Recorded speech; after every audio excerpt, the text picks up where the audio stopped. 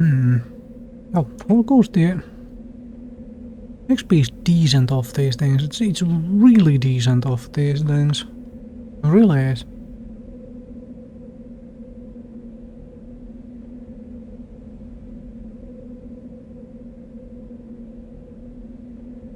Well, hopefully it keeps that way until level 29. That will be quite nice. And then at level 29, before I go and, you know, get new spells and whatnot, I could consider doing something like getting 20, about like 15-20% into the level 29 even before I go. Just so I have a buffer in case I die. I don't want to lose the level. That might be a reasonable thing to do. Might be a reasonable thing to do.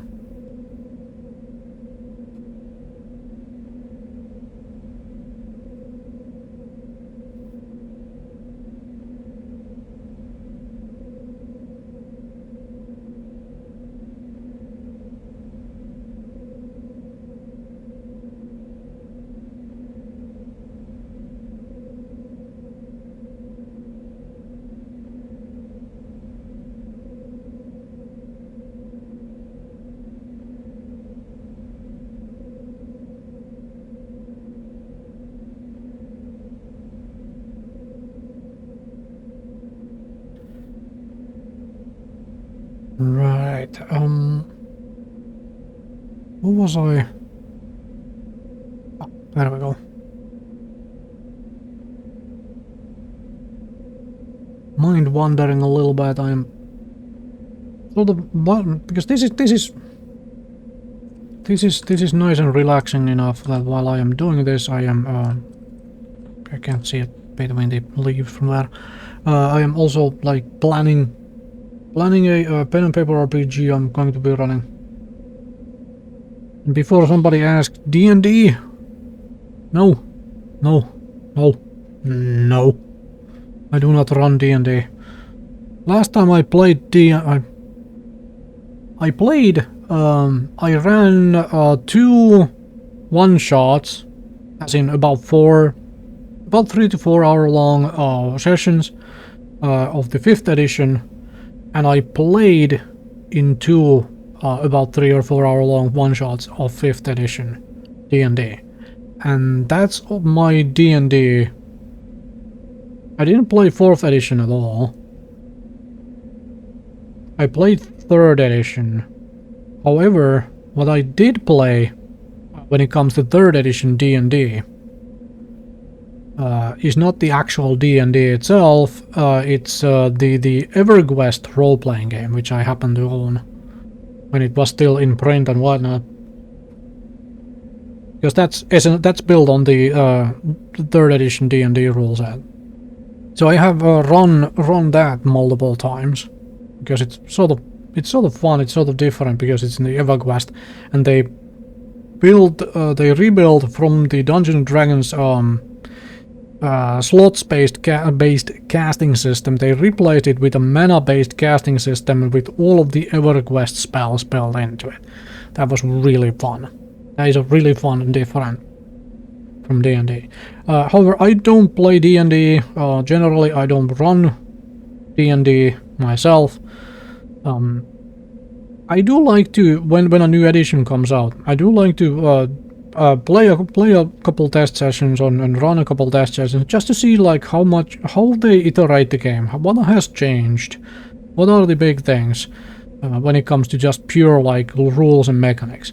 Because to me, Dungeons & Dragons as a system, especially starting from 3rd edition onwards, 3rd edition and now definitely 5th edition, they feel much more suitable for a video game play, as Baldur's Gate 3 really showcased.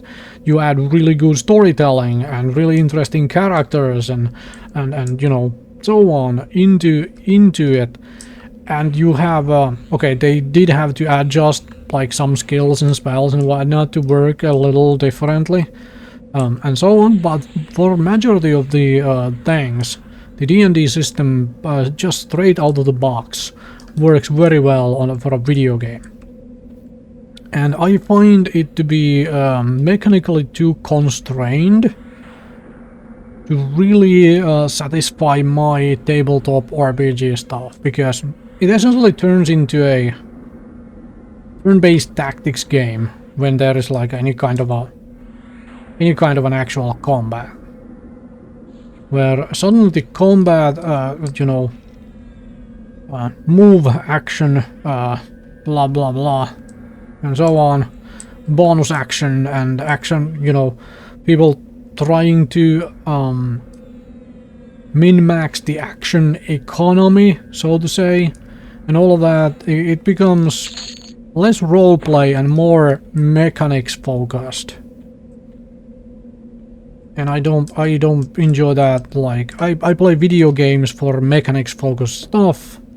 I don't play tabletop RPGs for that. I play, you know, board games for that. Miniature games for that, where it's mechanics and a little less storytelling mechanics. Where I take a tabletop RPG, I want it to be roleplay and less on the mechanics. So I run stuff like Cyberpunk, Shadowrun, my favorite Cyberpunk, mentioned that so many times.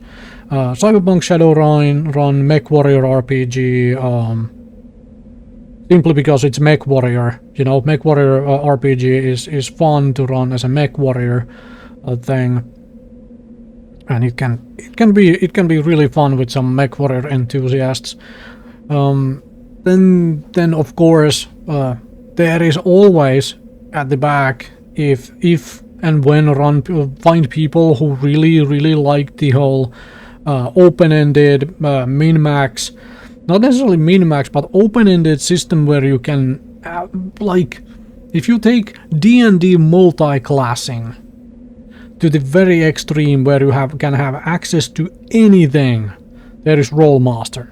Love Rolemaster from just pure character building insanity thing. Anyway, and then the other absolute favorite, Apocalypse World. And then I have these Cthulhu Dark Ages, Vampire Dark Ages, which I also like to run. Anyway. So I am right now sort of like I am building a Cyberpunk Red little mini campaign. I don't really run long, at least these days, for the like past decade or so. I don't really run like long overarching like proper, you know, campaigns. I like to run shorter stories where it's like simply planned out to be like either something like 4 or 5 gaming sessions. So it's basically people make characters and then we play 4 or 5 sessions, and you know, and tell a single contained, consistent, enjoyable, interesting story, which has a beginning and a clearly defined, not necessarily always clearly defined, but it has an ending. So on, instead of it just stopping because people got bored with their characters. And I like to make that sort of thing when I run that stuff. I like to talk it through with the players beforehand, before we even get to character creation, of like, okay, I have this kind of an idea, like this would be, you know, like I have an idea which would take about this amount of your time. Would you folks want to be able to, you know, commit enough time that we can actually run this through?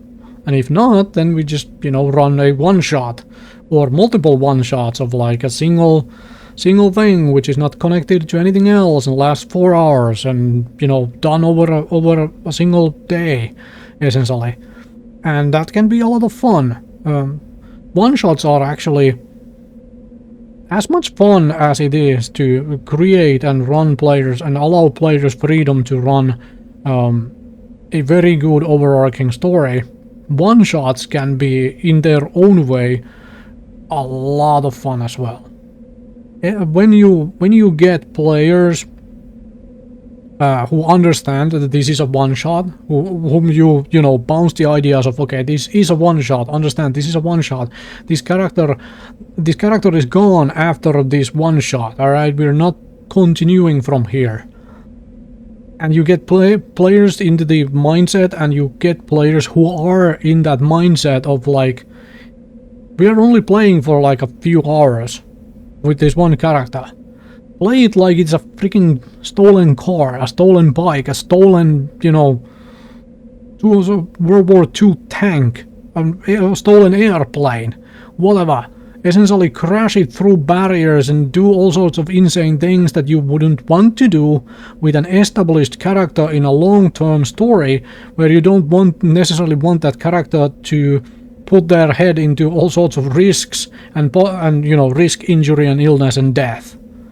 But in this kind of a contained, small 4-hour thing where you are not touching that character anyway afterwards, just run it through the barrier.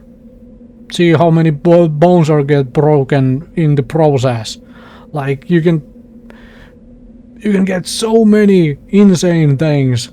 And people actually trying to roleplay and doing all sorts of absolute nonsense and crazy characters and whatnot. It is in its own way a lot of fun, and it is a lot more chaotic. And people also in that sort of things where they don't have to worry about, you know, what another character. Yeah, skeleton. Let's whack a skeleton and then continue talking. Here is your shield again. Right. Come here, skeleton.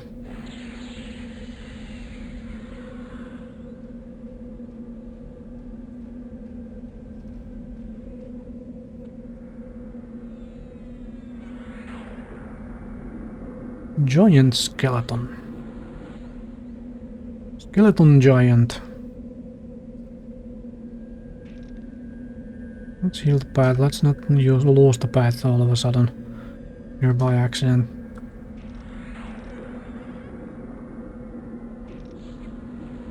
And nuke the giant to death. Stop fizzling with the nukes. There we go.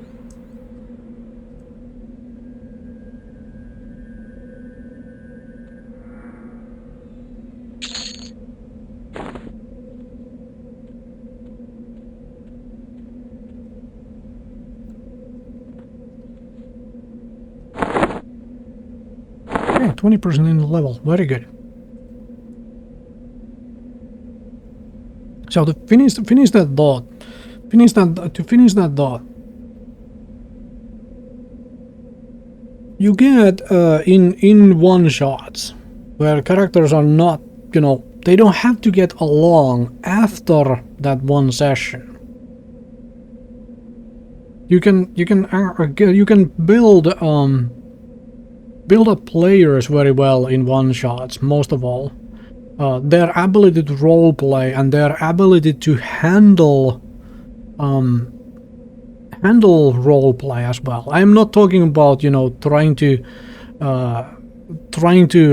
go through the various veils and lines and people have and so on, but being able to let them essentially get comfortable with the idea that another character might hurt their character, or might heavily disagree with them to the point that two characters end up punching each other out. Like this sort of stuff, which when you take a very cooperation heavy game like a Dungeons and Dragons, you rarely, like good role players do create a little bit of strife between characters. The whole trope of you know, Legolas and Gimli, right? Elf who hates dwarf and dwarf who hates elf. This is a very established trope that people like to play. So people are happy creating a little bit of strife. But rarely does that strife get into an actual combat between two characters actually fighting each other.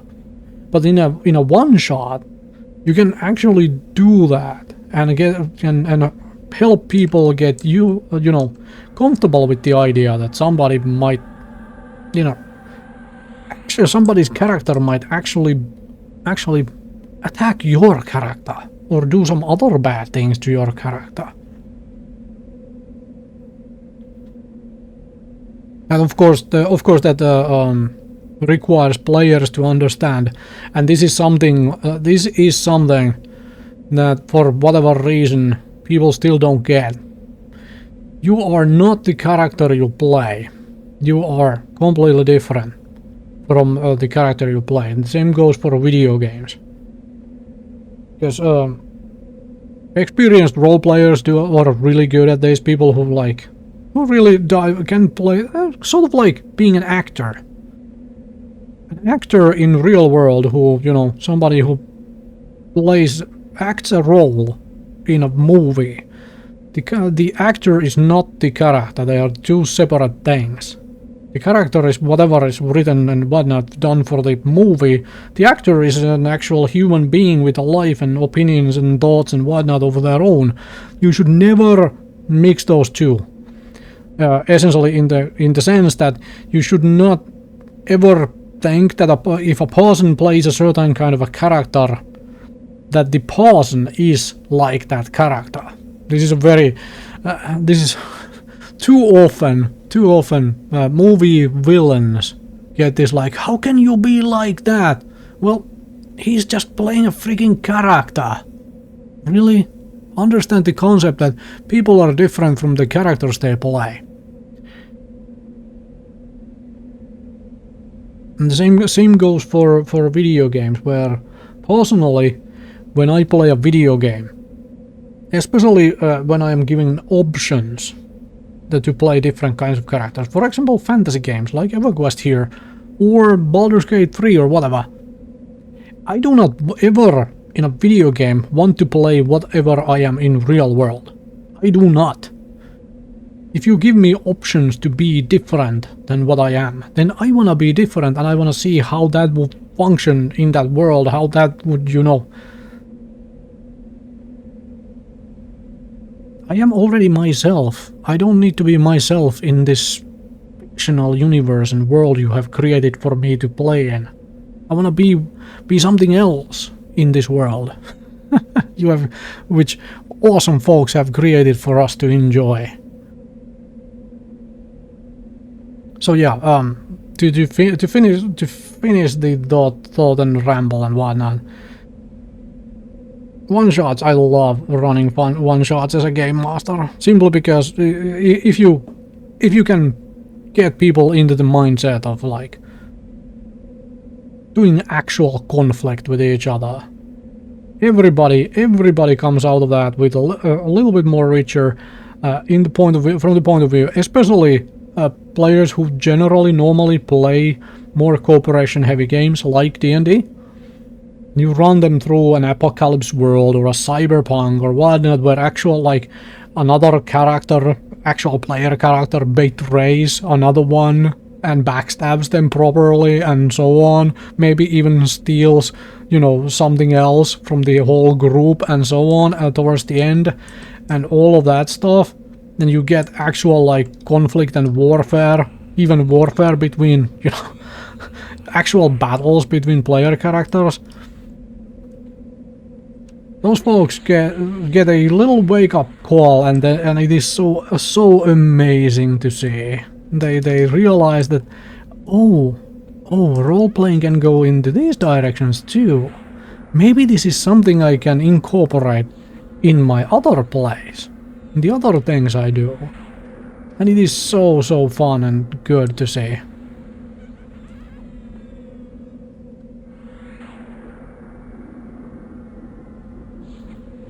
Because from a game master point of view, that is a fantastic feeling.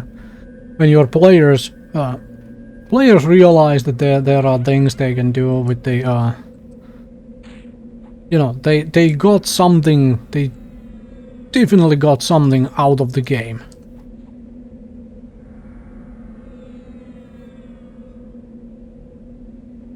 One of the best feelings in the world when it comes to being a game master. Other than just, you know, the fun of playing and whatnot. But they really like, there was that little moment of, ooh, role-playing can be done in this way too. It is such a good feeling for a game master. It is fun. It is fun. I should probably consider doing at some point, or I have considered multiple times doing as well, is tossing together some really wonky ideas for character ideas for just, you know, D&D, some other games, like essentially put together a bunch of ready-made characters with like, where it's like, okay, you give a very skeleton of a background of why this character would be like this, and let the player who picks it up fill in all the blanks. And if I do that stuff, I have done ready-made characters before for folks, especially for a couple of game systems where I really wanted to. This was with some experienced friends, right? People who already knew and who knew exactly what they were getting into as well. I wanted to. Like a lot of the systems I run are kind of facilitated towards the like group internal strife as well. Cyberpunk is very good. Shadowrun is very good for this. Apocalypse World is basically built on that. So on. And there were times, and there still are times, where I want to specifically run players against each other. And see like how they bend and twist the system to try and make the most out of it, out of the situation. I have run actual like player versus player cyberpunk games, you know. It is not something that you want to do with a regular gaming group who doesn't, you know, who doesn't really understand the system very well already. Like these players need to at that point understand the system really well, like intimately be familiar with the system themselves. And it has to be communicated very clearly that, alright, we are testing the very edge cases of a system, and I want to see how well you can break the system, like what are the things that I need to stretch in certain situations and whatnot if it comes up in any other game I run. As a sort of a test platform, sort of a testing thing, like Q&A sessions, essentially. Because it's much easier for me, or I have at least found, it is much easier for me to do that beforehand and then have a little bit of an idea on how I actually want to run it, if that actually comes up in any game actual game I run. The whole what's a really easy example that folks who don't play like Cyberpunk or Apocalypse World or whatnot, folks who play D&D. Oh yeah, the obvious example, Magic Missile Into the Darkness. Technically Magic Missile, by the, you know, strict interpretation of the rules, requires a target. Or multiple targets. So technically you could argue that you cannot fire a magic missile into just a darkened hallway that you can't see a actual target in. But then you can also just, you know, the floor counts as a target, like this kind of stuff. This kind of stuff. That's a really simple, easy example. Where somebody just goes, hey, I wanna do this. I wanna fire this magic missile down the hallway and see if it hits anything. As a game master, I would be like me as a game master. If anybody else wants to run it differently, that's obviously them and up to them and their group. Me as a game master, I'm totally fine. You shoot your magic missile down the corridor And then there is a yelp of pain. But you don't see anything. Because it traveled so fast down the corridor that it didn't really light up the corridor. Like, as a simple example of how it would go. And so on. I'm happy. I am happy when players do clever things and try to do clever things. Because it allows me to also do clever things back and not have them complain when their stuff is stolen, their vehicles are broken in, their vehicles are broken and destroyed and so on. Nobody can complain, because if even when players do clever stuff and it is fun and whatnot, I can retaliate and also make it in the process, make it rewarding for them to deal with and have fun with.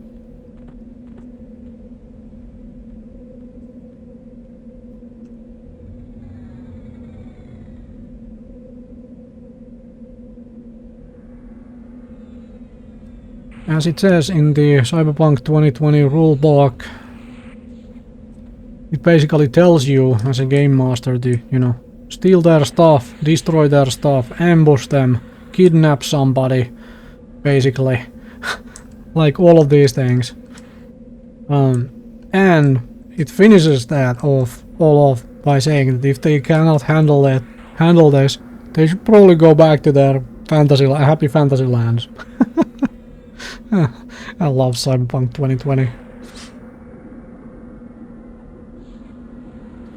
Create an atmosphere of absolute paranoia. And then see what your players do. Ugh.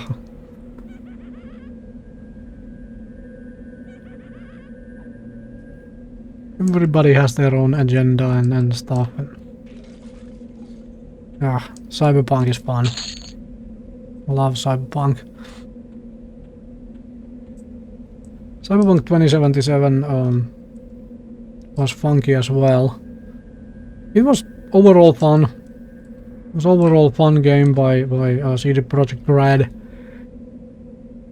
Oh, I am still real annoyed that they managed to screw up the input and output thing. Yeah.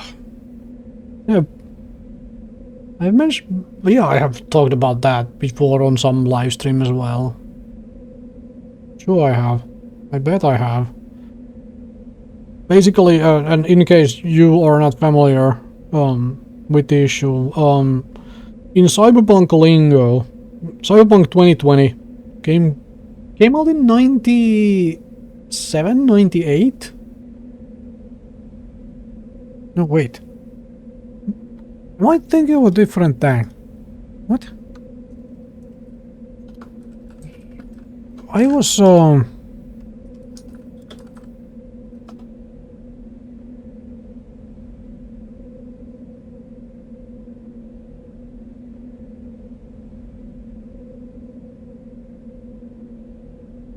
yeah, 1988. Wait, did I say 1998? I may have said 1998. 1988.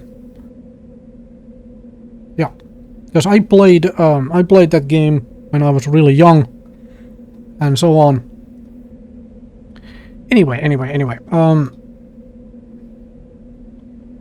Cyberpunk 2020 has a slang in it. Slang specifically built into it, and there is that slang is like there are like 2 pages of slang terms in Cyberpunk 2020 rulebook, which is really nicely done, and most of it even makes sense. It's really interestingly and funnily and so on done. Like Go Leo, which basically translates to, you know, but they have taken LEO Leo as a just acronym from low Earth orbit. Go low Earth orbit, go Leo, and so on. There is a lot of funky things there. However, there is also input and output. One of them is for a girlfriend and the other is for a boyfriend. And in Cyberpunk 2020 rulebook it specifies that output is boyfriend and input is a girlfriend. Cyberpunk Red rulebook, when it was written, for some reason, it does not separate the two. It has the section for slang terms, and there is a single sentence, a single line of text where it is input/output, and the explanation is paraphrasing now, I don't remember the exact wording, but it's basically referencing a girlfriend/boyfriend or boyfriend/girlfriend, whichever, you know, way it was written. They don't separate the two in Cyberpunk Red rulebook. And Cyberpunk 2077, they screwed them up. Output is a girlfriend and input is a boyfriend, which to me, as an really old school Cyberpunk fan, every time I heard that in, you know, in the voice acting and saw it written in the subtitles and whatnot, I was like, I was just always pulled out of the, you know, the immersion from the game, the immersion got broken to me, because it's like, how did you screw this up this badly?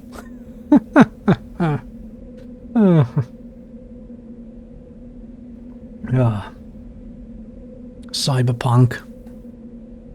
It is when you're passionate about something and when you know it inside and out, and you're very familiar with, like, not all aspects of it, but very familiar with the at least the rulebooks and so on of it. Because I haven't read all Cyberpunk literature and so on, for example. I do own the basics. I own lots of the Gibson box, Burning Chrome. I own Neuromancer is on my bookshelf, and so on. Of course, Blade Runner movies. So on, all of these things, which are very much very much cyberpunk, very much cyberpunk.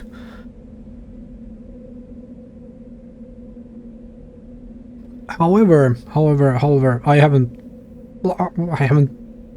can't say I have read everything, but I have some of the Shadowrun books on my shelves as well. Changeling. Out of the Shadowrun books, I think Changeling is the best one. Pretty sure I've mentioned that as well before. Probably. It's been a while. Changeling, I think, is the best one by far. It is the book where the kid, well, a teenager in their teenage years, because in the Shadowrun universe, in case you're not familiar, Shadowrun is basically cyberpunk with fantasy elements, so like dwarves, elves, orcs and trolls and some other fantasy races as well thrown in for good measure, magic, such.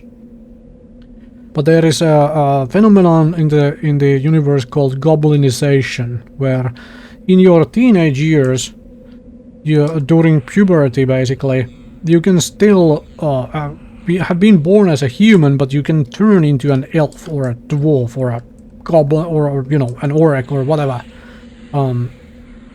When you're going through puberty, which is a really interesting concept. And in Changeling, as the book, in